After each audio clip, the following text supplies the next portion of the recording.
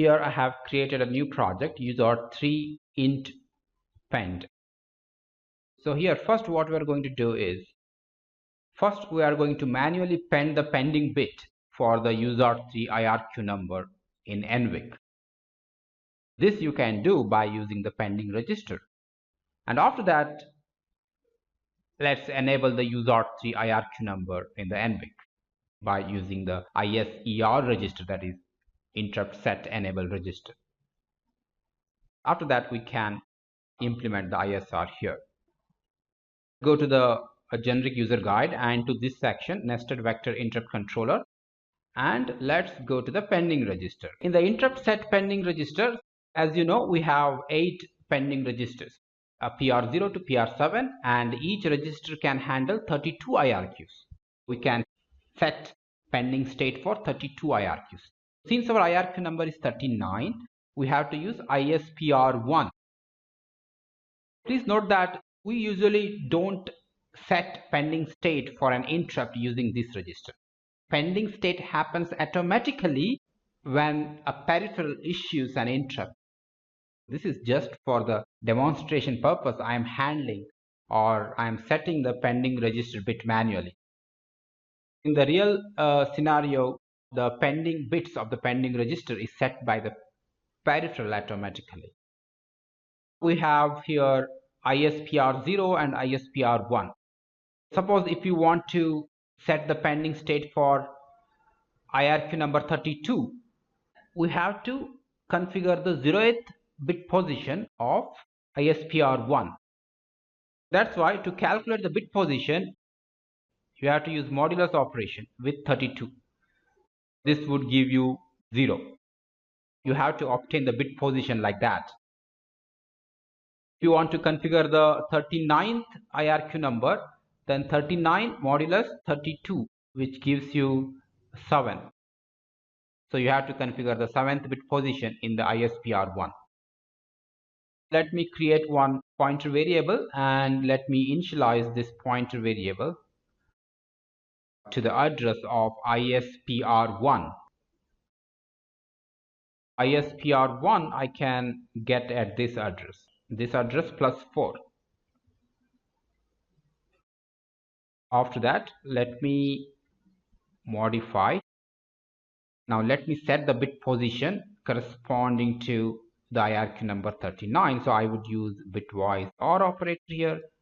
1 shifted by user3 IRQ number mod 32. Let me define this here, 39. And after that, let's enable the IRQ number. This is ISER, ISER1. This is ISER0. ISER1 would be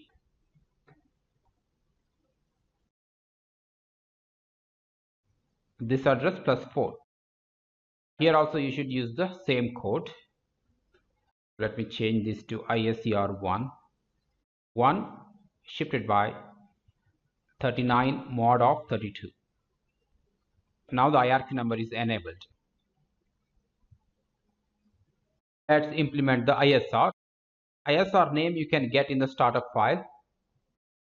Go to the startup file and just search for user3, which is right here. Copy this and let's implement that here. Test this. Let me just build this project. I have to use #include stdio.h. Keep a breakpoint in the ISR and let me execute this code. Let's check this address. This address can be checked using special window called SFR. You can go to show view and click on SFR, and after that, this belongs to NVIC, isn't it? You can check NVIC here.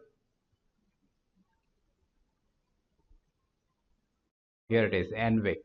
This is SCB and here it is NVIC. In the NVIC, ISPR1. So here it is. the IRQ number 39 is enabled. Whenever the interrupt is not working, you should always access these registers and you have to verify your settings. After that, now the interrupt is pended in the pending register.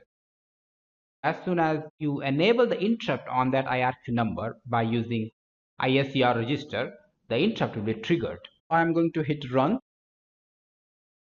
You can see that the interrupt is triggered and we came to the USART3 IRQ handler. Let's check the SFR once again. You can see that the pending register is now showing 0. That means the pending state is automatically cleared. Once the processor accepts that interrupt and as soon as it starts executing the ISR, the pending state will be cleared automatically by the hardware. But you can see that the ISCR register is not modified, so the enable bit is not clear. That you can handle as you want. You can disable or enable, but the pending state is cleared automatically. Once it finishes the ISR, it goes back to the thread mode. That is the main code.